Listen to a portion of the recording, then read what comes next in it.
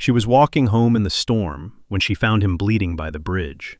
Hooves were thundering closer, and a wounded hand caught her wrist, begging her not to let them find him. So the flower seller hid the stranger in her donkey cart and took him to her tiny cottage. What she didn't know, the man she saved was the richest duke in England, and he hadn't taken his eyes off her since. The rain came down so hard that evening, it felt as though the sky itself had turned against the moors. Mira Whitmore pulled her thin woolen shawl tighter around her shoulders and bent her head against the wind. Her boots, patched twice already this winter, squelched through the mud of the old coach road. In the wicker basket strapped to her back lay the last of the day's flowers, 3 bunches of lavender gone limp from the damp, and a dozen roses with petals the color of bruised wine. Not a single one had sold at the Whitmore market. Not one. She had 2 pennies in her apron pocket. 2 pennies, and rent due in 9 days. "Walk on, Bessie," she murmured to the old donkey plodding beside her. The animal's ears twitched at the sound of her voice, though she did not lift her head from the mud. They had walked this road together 100 times, the girl and the donkey, but never in weather so cruel. Thunder cracked somewhere over the hills. Mira flinched. In the distance, the dark shape of Blackthorn Bridge rose out of the mist, a crooked stone arch over the swollen brook, named after the thorn bushes that grew thick along its banks. The village folk said the bridge was unlucky. Mira's mother, before the fever took her 2 winters past, had always crossed it whispering a prayer. Tonight, Mira had no breath to spare for prayers. She was halfway across the bridge when Bessie suddenly stopped, planted her hooves, and refused to move another step. "Come on, you stubborn thing." Mira tugged the rope. "We'll both freeze if you—" Then she saw it. At the far end of the bridge, half tumbled into the ditch beside the road, lay a man. For a moment she thought he was a heap of old sacks, but then she saw the pale hand stretched out across the stones, fingers slack, and the slow, dark stain spreading from beneath his ribs into the rainwater. Mira's heart climbed into her throat. She had heard tales of highwaymen on this stretch of road, of robbed travelers left for dead. She ought to walk past. She ought to keep her head down and her mouth shut, the way poor folk learned to do in a country where trouble had a habit of clinging to whoever stopped to look at it. But she could not. She tied Bessie to the bridge post and hurried over, kneeling in the mud beside the stranger. He was younger than she had first thought, perhaps 8 and 20, with dark hair plastered to a sharp-boned face. A torn worker's coat hung off one shoulder, and beneath it she caught a glimpse of something that made her stomach turn cold. A waistcoat. Silk. Stitched with silver thread. No laborer ever wore such a thing. She pressed her fingers under his jaw, the way her mother had taught her with sick lambs, and felt a faint, fluttering pulse. "Sir?" she whispered. "Sir, can you hear me?" He did not stir. Somewhere behind her, far down the road, a sound rose above the wind, the rhythmic thunder of hooves, many of them, coming fast. Mira's head snapped up. Through the curtain of rain she saw them, 4, perhaps 5 riders, lanterns swinging from their saddles, sweeping the darkness in long arcs. Even at this distance she could see they were not constables. Constables did not ride such horses, nor wear such long, dark coats. She did not know who they were. She only knew, with the certainty of a hare that has spotted a hawk, that they were hunting something. And then the wounded man's hand shot up and caught her wrist. His grip was weak, but his eyes, gray, the color of wet slate, were suddenly, terribly awake. "Do not," he breathed. "Let them find me." Mira stared at him. The rain ran down both their faces. "Please," he whispered. And then, softer still, as though the word cost him what little strength he had left, "Please." Afterwards, when she had time to think, Mira could never quite say why she did what she did next. Perhaps it was the way he had said please, like a man who was not used to the word and did not know how to shape it properly. Perhaps it was the silk waistcoat and the riders and the cold certainty that whatever had been done to this man, it had not been honest. Or perhaps it was simply that she was Margaret Whitmore's daughter, and her mother had taught her, you do not leave a soul to die in the rain if you can help it. She moved fast. She dragged him, half pulled, half rolled, toward the donkey cart. He was heavier than he looked, all lean muscle beneath the ruined clothes, but the mud was slick and worked in her favor.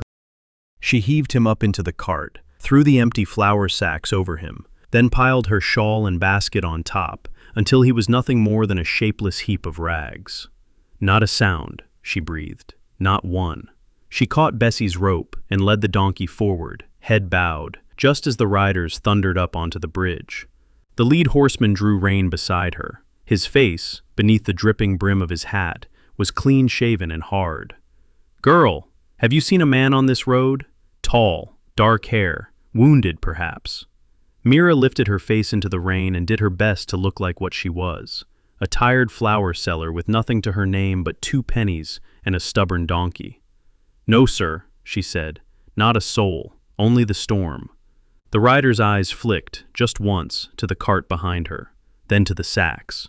The rider's eyes lingered on the sacks for what felt like a long, slow heartbeat. Mira did not breathe. Behind her, beneath the rags, she could feel, or imagine she could feel, the faint rise and fall of the wounded man's chest. Then a second horseman pushed his mount forward, water streaming from the brim of his hat. "Leave the wench, Harker. He'll have made for the Skipton Road, not crawled out here to die among sheep." The first rider, Harker, gave Mira one more measured look. Then he wheeled his horse around without another word, and the whole troop thundered off into the rain, lanterns swinging like will-o'-the-wisps over the moor.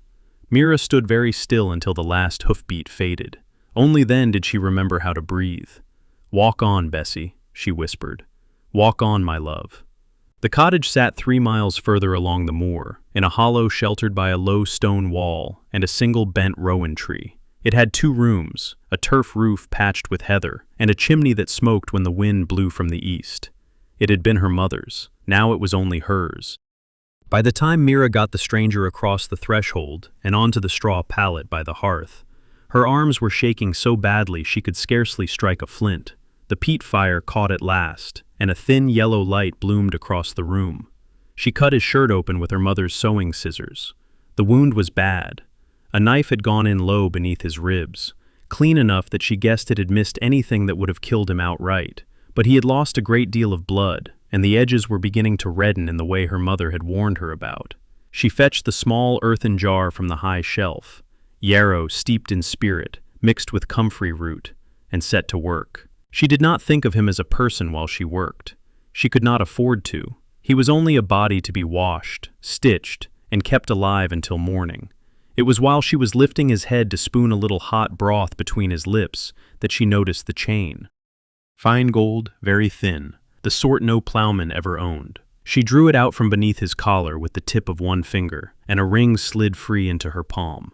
A signet ring, heavy, gold, with a dark red stone set into it, and engraved upon the stone, a crest, a stag's head crowned with thorns, and beneath it 3 small letters she could not read, for Mira had never learned letters past her own name. But she knew enough to know a thing of that weight in gold was worth more coin than her cottage and all its contents 3 times over. She tucked the ring back under his shirt as though it had burned her. He slept for 2 days and 2 nights.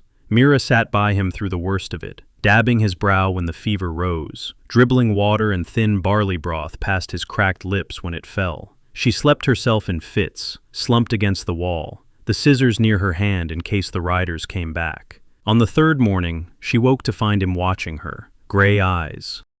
Clear, this time, and aware. "You," he said, and his voice was a rasp. "You are the girl from the bridge." "I am." She set down the bowl she had been holding. "You are in my cottage, on the moor above Whitmore. You have been here 3 days." He took this in slowly, his gaze traveling around the small, smoke-stained room. The bunch of dried herbs hanging from the rafter, the chipped earthenware on the table, the rag rug worn nearly through where her mother had once rested her feet. And the men on horseback? Gone. For now. He closed his eyes for a moment, and she saw something pass across his face that might have been relief, or might have been something more complicated. "What is your name?" she asked. He hesitated. It was a small hesitation, the kind a woman who had spent her life weighing pennies could spot at 20 paces. "Edric," he said. "Edric Hale." She did not say liar. She only nodded and turned back to the fire. "Well, Mr. Hale," she said, ladling fresh broth into a wooden bowl, "you'll want to eat something proper if you mean to keep your strength." He watched her as she carried the bowl over. When he reached up to take it, his fingers brushed hers, and she felt, beneath the calluses she had not expected, the soft pad of a palm that had never gripped a plow or a scythe in its life. She lowered her eyes and said nothing, but she knew. A week slipped by beneath the low gray sky of the moors. Edric, for that was the name Mira used, though she no longer believed it, mended faster than she had thought possible. By the 4th day he could sit up. By the 6th he could walk to the door and back. On the 7th he insisted on splitting kindling and managed 3 logs before his face went white and he had to sit down on the step. Mira said nothing. She only handed him a cup of warm milk and took the axe back into her own hands. She had learned a great deal about him in those quiet days, none of it from his own mouth. He did not know how to bank a peat fire so it would last the night. He held his wooden spoon as though it were made of silver. When she had set out a plate of black bread and cold mutton on the 2nd evening, he had waited, plainly waited, for someone to pour him a glass of something. He caught himself at last and reached for the water jug with a small, rueful smile that he did not seem to know he was wearing. And in his sleep, he sometimes spoke, names mostly. Sedwin, twice. Mother, once, very softly. And another word, 3 times across 3 nights. Ashcombe. Mira did not know what an ashcombe was. She only knew that when he said it, his jaw tightened even in dreaming. On the 8th morning, she opened the flour crock and found it nearly empty. "I must go down to the village," she told him, tying her bonnet beneath her chin. "There's stale loaf on the shelf and a little cheese. Bar the door behind me. Do not open it for anyone, do you hear?" "I hear." She paused with her hand on the latch. "And Mr. Hale?" "Yes?" "Stay inside." Whitmore Village on market day was a poor thing compared to the great fairs at York or Leeds, but it was all the world Mira had ever known. The cobbles of the square were slick with rain and trodden straw. Hawkers cried out from beneath dripping canvas. A knife grinder at one corner, a woman selling salt fish from a barrel, a tinker with a tray of brass buttons. Pigs squealed in a pen by the smithy. A blind fiddler scraped out an old country tune by the church gate. His cap held out for halfpennies that did not come. Mira sold 3 bunches of lavender to the parson's wife for 4 pence, and traded the rest of her flowers to the baker's boy for half a loaf of yesterday's bread. She was bargaining for a twist of tea when a hand closed around her elbow. "Miss Whitmore." She knew the voice before she turned. Mr. Pritchard, the land agent. A stout man with a face the color of boiled ham and small wet eyes set too close together. "Mr. Pritchard, a word if you please." He did not wait for her to please or not please. He drew her aside into the lee of the bakehouse wall, and the bakery women paused in their gossip to watch. "Your rent, Miss Whitmore." "5 days yet, sir, by my reckoning." "3, he smiled, showing yellow teeth. "And his lordship has been generous enough with you already, has he not? A girl alone in that cottage, behind on her dues since Michaelmas. There are tenants in this parish who would pay double for a roof, and pay it on time." "I shall have it, sir. 3 days. Shall you now?" He leaned closer. She smelled gin on him, though it was scarcely 10 o'clock. "And how, pray, does a flower seller find 6 shillings between a Tuesday and a Friday?" Heat rose into Mira's cheeks. She did not answer. The bakery women had stopped pretending not to listen. "Perhaps," Pritchard said softly, "we might come to an arrangement. A girl with no father, no brother. There are kindnesses a man might extend, were she grateful enough to—" "That will do." The voice came from behind her. Quiet, even, but the cold cut of it stopped Mr. Pritchard's mouth like a slap. Mira spun around. Edric stood 3 paces away in the flat cap and laborer's coat she had set out for him. And yet, in that moment, he did not look like any laborer she had ever seen. His shoulders were back. His chin was up. He was looking at Mr. Pritchard the way a magistrate looks at a poacher. "You will speak to this woman with civility," he said, "or you will not speak to her at all. Do I make myself plain?" Pritchard's pink face had gone a shade pinker. "And who, sir, might you be to—" Edric took half a step forward. He said nothing. He only looked. It was the look that did it. Mira saw it work upon the land agent like a key in a lock, saw the bluster falter, saw the small, wet eyes slide away. "Aye, well," Pritchard tugged his coat straight. 3 days, Miss Whitmore. Mind it." He pushed past them and was gone into the crowd. Mira turned slowly. Edric was already lowering his gaze, the laborer's stoop returning to his shoulders, but it was too late. She had seen. They walked back to the cottage in silence, the donkey plodding between them, the moor wind tugging at Mira's bonnet. She did not speak until the door was shut and the bar was across it. "Sit down, Mr. Hale." He sat at the small deal table by the window. She set the half loaf and the twist of tea down between them, but she did not move to put the kettle on. She stood with her hands flat upon the wood, and she looked at him. "Who are you?" "Mira." "No." Her voice was very quiet, but it did not shake. "No more Mira in that gentleman's voice of yours. Who are you, that a man like Pritchard goes pale when you look at him? Who are you, that riders with lanterns come up the Skipton Road in a storm asking after you? Who are you, that wears silk beneath a worker's coat and carries gold round his neck?" He flinched at the last. "You saw the ring." "I'm poor, sir. I'm not blind." He was quiet for a long moment. The peat hissed in the grate. Somewhere up on the moor, a curlew called. "My name is not Edric Hale," he said at last. "That much I will tell you. The rest, Mira, I beg you, the rest is not safe. Not for you, not yet." "Safe?" She let out a short, hard laugh. "I've a land agent threatening my honor for 6 shillings, and a stranger bleeding in my mother's bed. Safe is a luxury I cannot afford, Mr. Hale." "Then know only this." He met her eyes. "There are powerful men who wish me dead. If they learn I lay alive beneath this roof, they will not stop at me." Before she could answer, a sharp rap came at the door. 3 knocks, heavy, official. Mira's blood turned to river water. She crossed to the door and lifted the bar with hands she forced to be steady. The village constable stood on the step, his blue coat dark with rain, his truncheon at his belt. "Miss Whitmore, a word." "Mr. Burnley, I'm asking at every cottage on the moor. A gentleman's gone missing down south, and there's men come up from London making inquiry. Tall fellow, dark hair, may be hurt. You've not seen nor sheltered any such, I take it?" Mira felt the shape of Edric behind her, frozen at the table where he sat in plain view through the open door. She did not turn. "Only my old uncle from Halifax, Mr. Burnley. Come up to mend the roof before the snows. You'll see him at the table there. He's took poorly with a chill on the journey." The constable peered past her. Edric, without lifting his head, raised a hand in a slow, weary greeting and coughed into his sleeve. A good cough, a tired old man's cough. "Aye, well," Burnley touched his hat. "Mind your bar at night, Miss Whitmore. Strange folk on the roads." "I shall, sir. God keep you." She shut the door. She set the bar. She stood with her forehead pressed against the wood until she could trust her knees again. When she turned, Edric was watching her with an expression she could not read. "Why," he said quietly, "did you lie for me?" "I don't know," she said, and it was the truth. 300 miles to the south, on the same gray afternoon, Ashcombe Manor rose from its park of ancient oaks like a thing carved from cloud and stone. 4 stories of pale Portland ashlar, 68 windows, a great south front built in the reign of the Second George. Peacocks walked upon the terraces. A liveried footman stood at every door. In the long drawing room, beneath a portrait of the 7th Duke, Lord Sedwin Ashcombe stood at the window with a glass of claret in his hand and read the morning's Times for the 4th time. Grave fears for Duke of Ashcombe.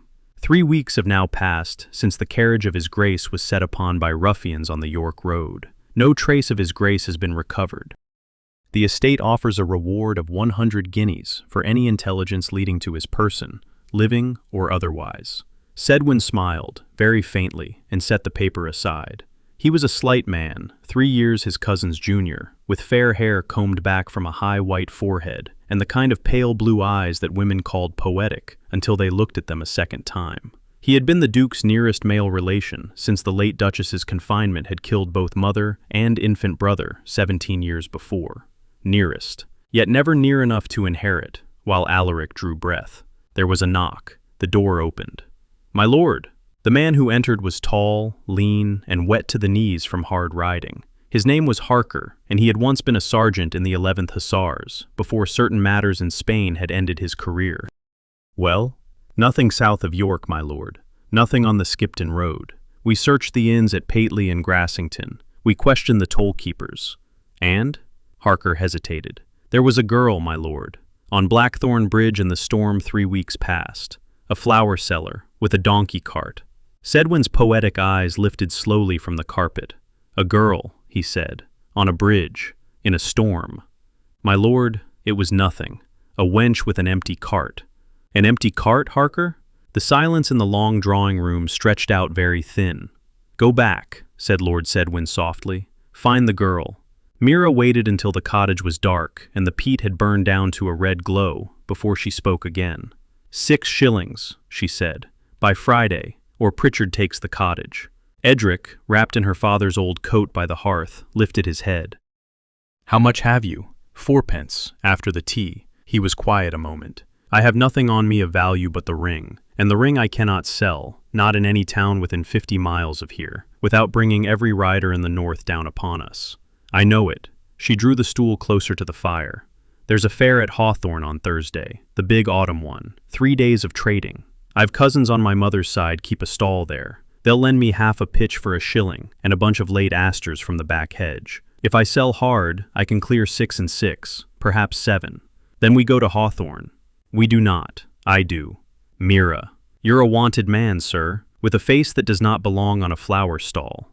He looked at her across the firelight, and there was a small, stubborn set to his jaw that she was beginning to know. "I have spent 28 years," he said, "being kept indoors for my own protection. I will not spend the rest of my days hiding in your kitchen while you walk into a market town, alone, with my name on your tongue. I shan't have your name on my tongue. I don't know your name." He smiled, very slightly. Even so, she lost the argument. She had known she would. They set out before dawn on the Wednesday, Bessie's cart loaded with whatever Mira had been able to scrape together. 3 dozen bunches of dried lavender, a basket of hedgerow asters, 2 cushions her mother had embroidered with violets, a tray of pressed flower cards bound with ribbon. Edric walked beside the cart in his flat cap and the laborer's coat.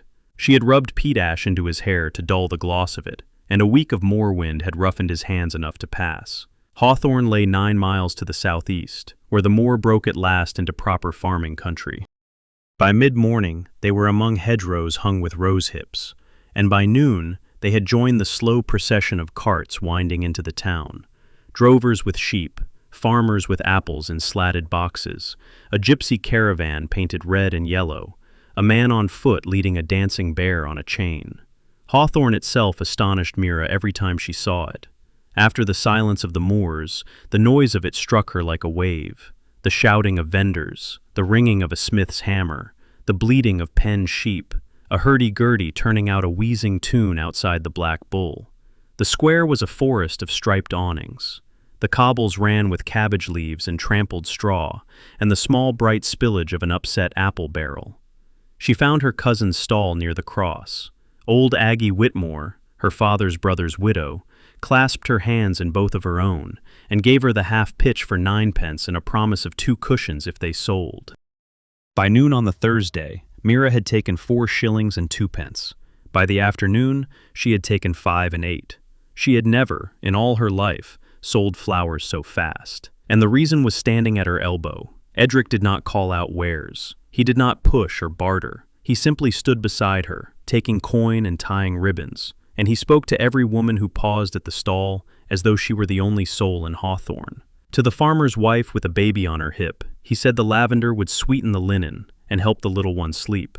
To the schoolmistress in the rust-colored shawl, he praised the pressed flower cards as fit for any drawing room. To the young soldier on leave, he sold a single rose for a penny and would take no more, and the lad walked off red to his ears. Mira watched him from the corner of her eye and felt something turn over quietly inside her chest. He was enjoying it.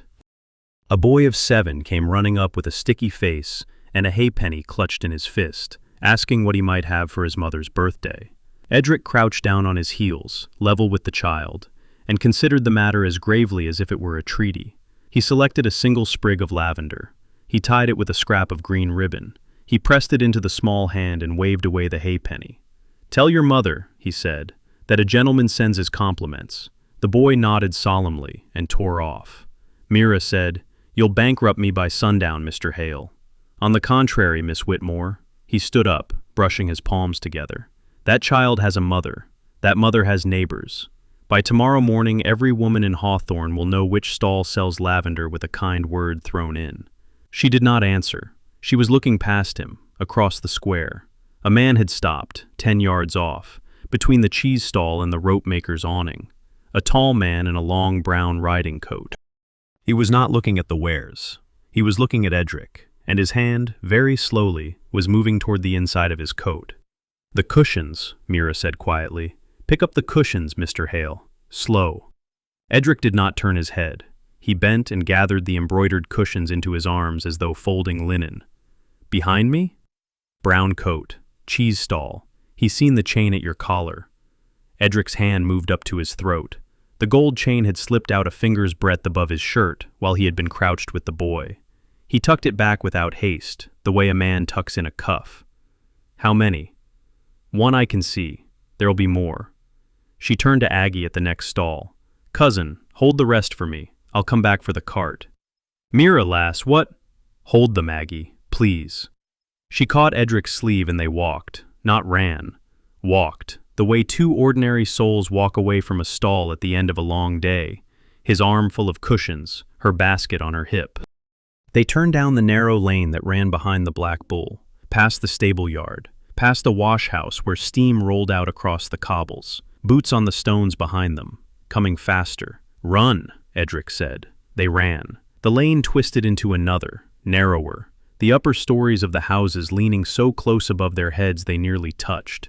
Mira lost a cushion, then the basket. Edric's hand was hard around hers, and he was pulling her on. And for a man who had been bleeding to death 3 weeks back, he ran like a man who had been bred to the hunt. Boots behind them. 2 pair now. 3. "Mira, left." They burst out of the lane onto the towpath of the Hawthorne Canal. A long, flat-bottomed barge lay against the bank, low in the water, piled with sacks of grain under a tarred canvas. A boy of 14 was just casting off the bow line, and a great patient horse stood in the harness on the path, ears flicking.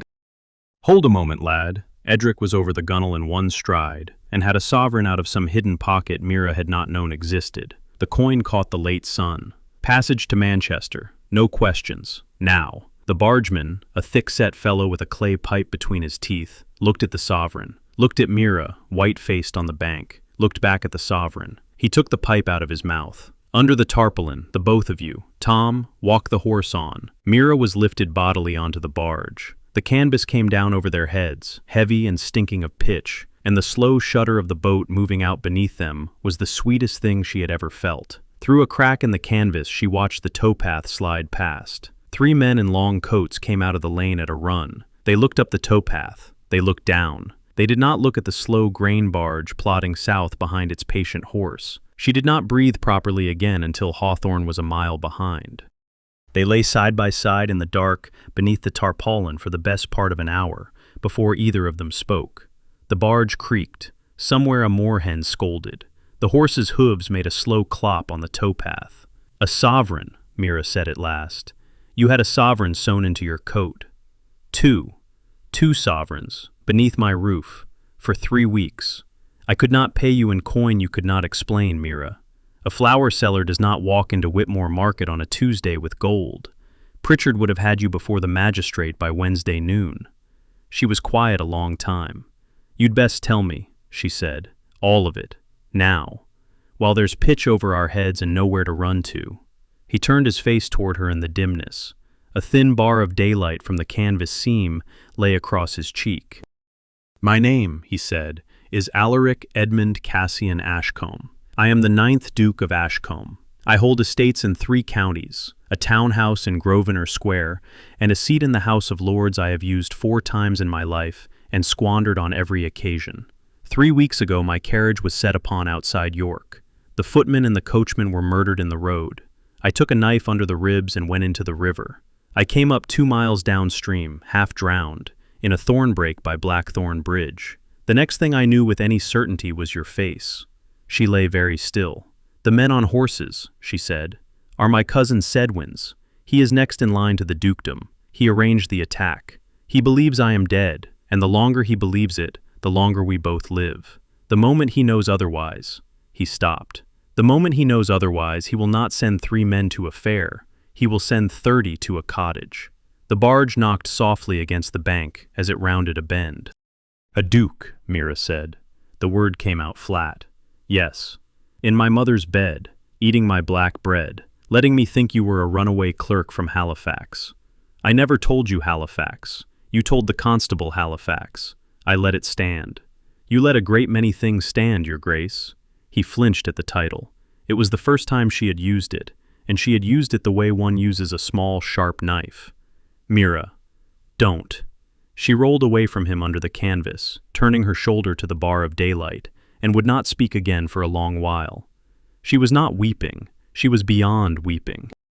She was thinking of every cup of broth she had spooned past his cracked lips, every hour she had sat by him with her mother's scissors in her lap, every shilling she did not have, every lie she had told a constable on her own doorstep, and how all the while the man she had been keeping alive could have bought her cottage, her village, the whole brown sweep of moor beyond her window, with the loose coin in his coat. She thought of the boy in Hawthorne. "Tell your mother a gentleman sends his compliments." And she understood now that he had not been pretending. He had been one all along. After a long time, from his side of the canvas, his voice came very low.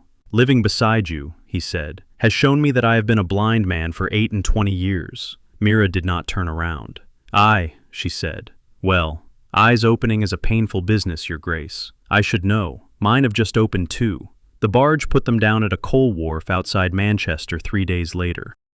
From there, a mail coach south, 4 days on the rattling roads, and the country fell away behind them, the moors, the dry stone walls, the slow grey villages, and gave place at last to the smoke and clamour of London. Mira had never seen anything like it. She sat with her face close to the leather curtain of the coach as they came in over Highgate Hill, and below her the city spread out under its own brown roof of coal smoke, 1,000 chimneys, 10,000 roofs, the river curling through it like a slow black ribbon, church spires, the dome of St. Paul's, bells, even from this distance, ringing the hour. "How do people live in it?" she whispered. "Loudly," Alaric said, "and badly." He had grown quieter since the canal. He used his proper name now when they were alone, though never in front of others, and he had stopped touching her hand when he helped her down from carriages. She told herself she was glad of it. They did not go to Grosvenor Square. They went instead to a narrow brick house in a quiet court off Lincoln's Inn Fields, where a small, bald man in spectacles opened the door himself and stood for a long moment staring at Alaric as though he had seen a ghost walk in off the step. "Your Grace." "Mr. Penrose." The old solicitor's eyes filled. He took off his spectacles and wiped them on his cuff and put them back on, and only then did he stand aside and let them in. Mr. Penrose had served the House of Ashcombe for 41 years. He had served Alaric's father before him. He listened to the whole tale in his small back parlor, over a pot of strong tea, and when it was done, he set his cup down with a hand that trembled only a little. "The papers were lodged at Doctors' Commons within 9 days of your supposed death, your Grace. A revised will, a deed of succession. The seal upon them is yours, the hand is not. Forged. Wretchedly. I should have seen it at the first reading, had grief not blinded me. The flourish on the A of Ashcombe is wrong. Your late father's lettermaster broke us both of that flourish when we were boys at Eton. Can you prove it? Before any honest court in England. But your Grace." Penrose's eyes went to Mira, then back. "Sedwin does not stand alone. He has Mr. Justice Allerton in his pocket on the King's Bench. He has bought himself a magistrate at Bow Street. Forgery is one charge. Murder is another. For murder we shall need his own tongue to undo him. Then we shall have his tongue." Penrose was quiet a long moment. "There is a ball," he said slowly, "at Ashcombe House, Friday se'nnight. Sedwin gives it himself, in his cousin's memory. Half the peerage will be there. He drinks, your Grace. He always drank. In his cups, with the right ear at his elbow. A masked ball? Venetian dress, by his own order." Alaric looked at Mira. She looked back at him, and she knew, with a small, cold drop of the heart, what he was about to ask of her. The dressmaker came the next morning to the house in Lincoln's Inn Fields, and the morning after, and the morning after that. Mira stood on a footstool in her shift, and let strange women turn her about and pin silk to her shoulders. She had never worn silk.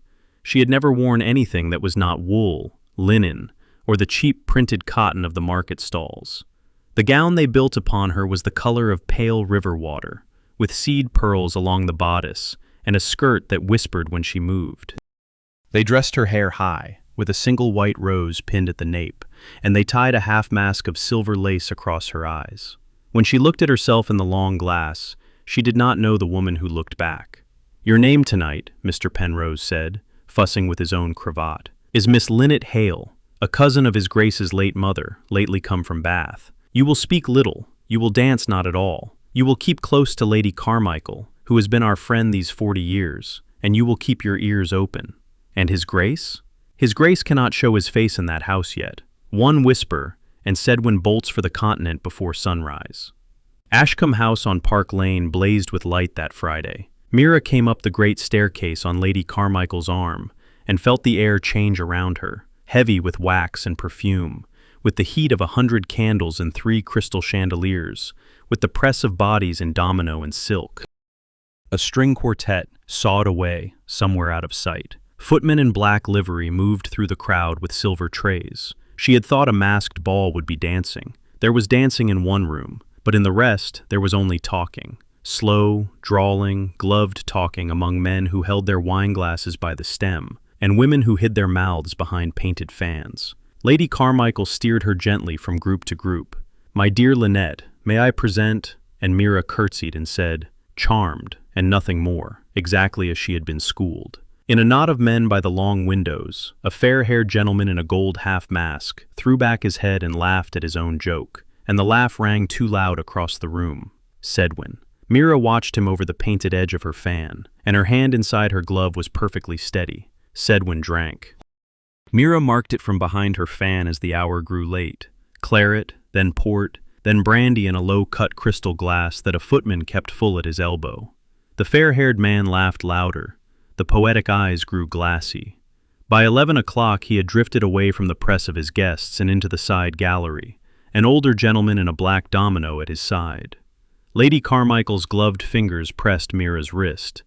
"The man with him is Allerton, King's Bench. Go, child, slowly."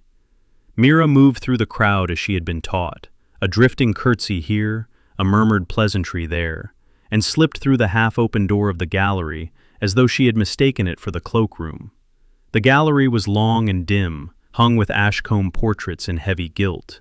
Sedwin and Allerton stood at the far end, beside a marble bust of some long-dead earl. Mira fell back into the shadow of a velvet curtain and held very still. "Done with twitching at every shadow, Allerton.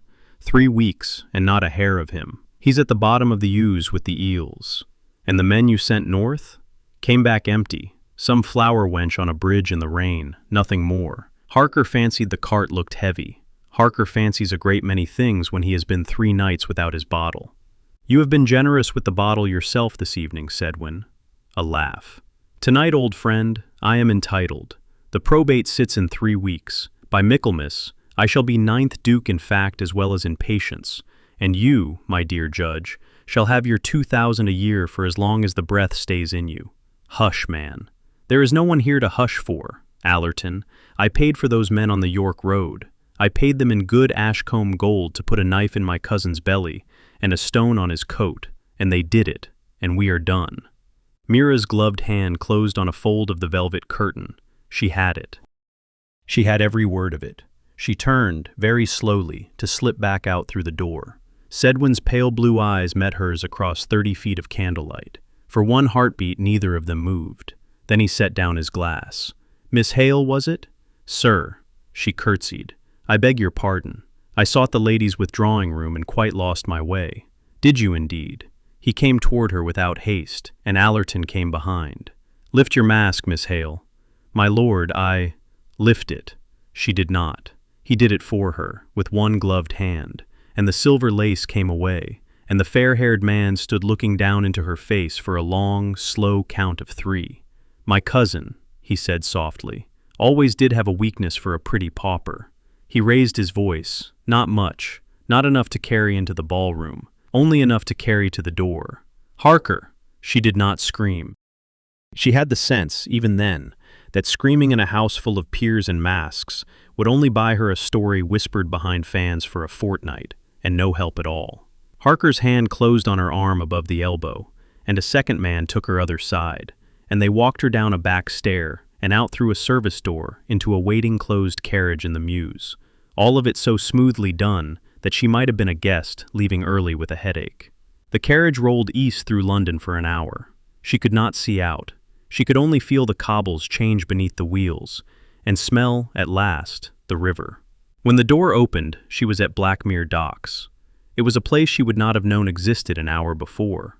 A black warren of warehouses and tar-stinking quays east of the tower, where the masts of the merchantmen rose out of the river fog like a winter wood. A hulk lay at the wharf, an old prison ship, half its rigging gone, lanterns at the rail.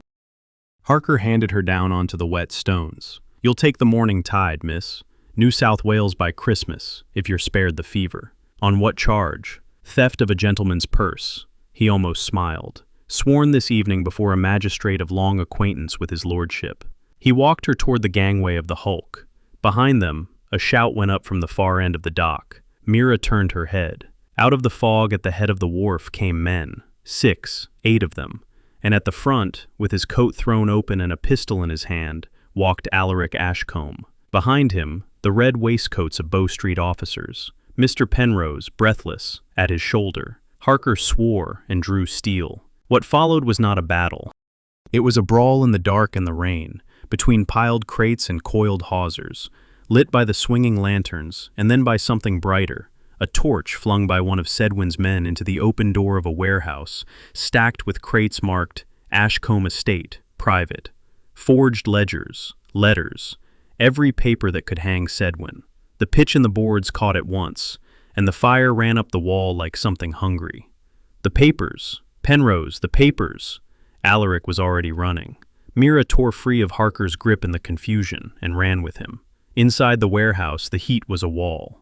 Alaric pulled down a tin deed box from a high shelf, then another. A burning beam crashed across the doorway behind them. He thrust the boxes into Penrose's arms outside, turned back for one more. She saw the second beam go before he did. She did not think. She drove her shoulder into his chest with the whole of her weight, and they went down together as a roof joist the length of a coach pole came through where his head had been, and smashed the floorboards into the river beneath. Cold black water closed over both of them. She had him by the collar. She kicked. Her skirts dragged like a sea anchor. A boat hook came down through the dark above her, and hands, and air. On the wharf, with the warehouse burning behind him and red-coated officers on either side, Sedwin Ashcombe, who had come down to see the prison ship sail and stayed to see his cousin die, stood very still as Mr. Penrose, soaked to the knees, held up a single half-charred sheet of paper before his face. "Your hand, my lord, sworn before 3 witnesses this night, by your own tongue, in the gallery of your own house." Sedwin looked at the paper. Then he ran. He did not get 6 yards. Winter came down over England that year and went out again, and Mira Whitmore saw none of it from the moor. She saw it from windows the size of doorways, in a bedchamber hung with rose silk at Ashcombe Manor in Wiltshire, where a fire was laid each morning before she woke, and a girl named Susan brought hot chocolate on a silver tray, and called her Miss Whitmore, in a voice that suggested Miss Whitmore had been doing this her whole life. She saw it from the long library, where Mr. Penrose came down weekly from London, with papers for the new Duke to sign. She saw it from the back of a quiet grey mare named Hester, on whom she had learned to ride at a walk, then a trot, then, by February, a cautious canter through the bare park. The trial of Lord Sedwin Ashcombe had been the talk of every newspaper in the kingdom for 3 weeks in November. Forgery, conspiracy, the murder of 2 servants on the York Road. He had been sentenced at the Old Bailey to transportation for the term of his natural life, and had sailed for Van Diemen's Land in a December gale.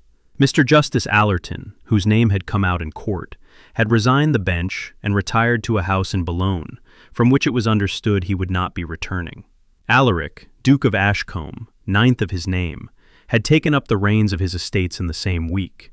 What he did with them surprised a great many people.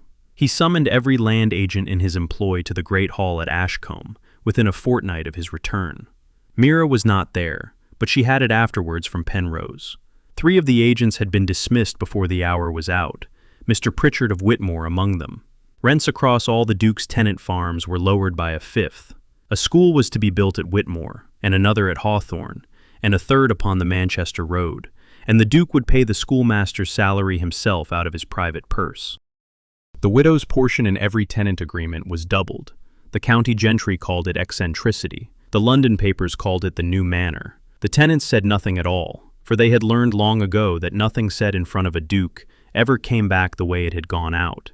But the lamps in their cottages burned a little later that winter, and the bread on their tables was a little whiter.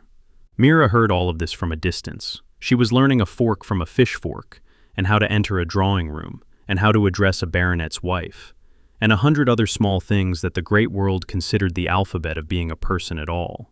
It was not easy. The Dowager Lady Carmichael was kind to her, and Susan was kind to her, and the Duke's old housekeeper, Mrs. Tibb, was kind to her in a brisk Yorkshire way that reminded her of her mother. But there were others. Lady Falconbridge of the next estate, whose youngest daughter had been spoken of for the Duke before the troubles. The Honourable Mrs. Devine, who came to tea twice and asked Mira 3 times to repeat the name of her father's parish. The whispers behind painted fans at the Christmas assembly. That little brown thing. From a hovel on a moor, my dear. He fished her out of a ditch. Alaric was patient with her, and gentle, and always at a slight, careful distance. He took her into dinner on his arm. He danced the first dance with her at the assembly. He bowed over her hand in the morning room, and asked after her health as he might have asked after a cousin newly come from the country. He never spoke, once, of the canal, of the cottage, of the bar of daylight on his face beneath the tarpaulin. And Mira, who had carried the weight of him bleeding up a moor in the rain, found that she could not bear it. In the second week of April, she went to Mr. Penrose in the library and asked, very quietly, what arrangement might be made for her to go home. Penrose looked at her over his spectacles for a long moment. Then he said, "Have you spoken of this to His Grace?" "I have not. I should be obliged if you would, sir. He has been more than generous. I should not wish to seem ungrateful. But I am not a duchess, Mr. Penrose. I have known it from the first night." Penrose set down his pen. He looked at her a long time more. Then he stood up, walked to the window, and rang the bell for a footman. "Tell His Grace," he said, "that I should like the carriage at the door in 20 minutes, and tell Miss Whitmore's girl to fetch her cloak, the gray one, with the hood. Mr. Penrose, forgive an old man, my dear. I have served this family 41 years, and I have one piece of business yet to discharge in it. Indulge me." The carriage went north. It did not stop at the village. It did not stop at the manor. It went on along a road Mira had not seen since October, between hedges thick now with hawthorn coming into white blossom. And at last it slowed at the foot of a slope, where a brook ran fast under a crooked stone arch. Alaric handed her down. The driver pulled the horses on 100 yards and stopped, and the two of them stood alone upon Blackthorn Bridge in the soft April light. The thorn was in flower along both banks. A blackbird sang somewhere out of sight. The sky was the high, washed blue of an English spring. Alaric did not speak at first. He went and stood at the parapet where she had found him, and he looked down at the water for a long moment, and then he turned around. "Penrose tells me," he said, "that you wish to go home." "Your Grace." "Alaric." She was silent. "I did not bring you here to ask you to be a duchess, Mira. Penrose told me you were leaving, and I have been a coward these 6 months, and I find I have run out of time to be one." He came one step toward her, only one. "When I lay in your mother's bed, I had been a duke 28 years, and a man for none of them. You made me a man. I do not want a duchess. I have a duchy already, and it has done me no good at all. I want the woman who lied to a constable on her own doorstep for a stranger she did not know. I want the woman who put her shoulder into my chest in a burning warehouse. I want, if she will have me, to come home to her at the end of every day for as long as God allows it. And I do not care if we do it in this manor or in that cottage on the moor, though I will say the cottage has the better chimney." A small, startled laugh broke out of her. "It smokes when the wind's in the east. I remember." She looked at him, there in the spring light on the bridge where she had found him dying. "Yes," she said, I will have you." He took her hand. The blackbird, somewhere along the brook, was still singing. Behind them, far down the road, old Mr. Penrose climbed back into the carriage and shut the door very quietly, so as not to disturb anyone.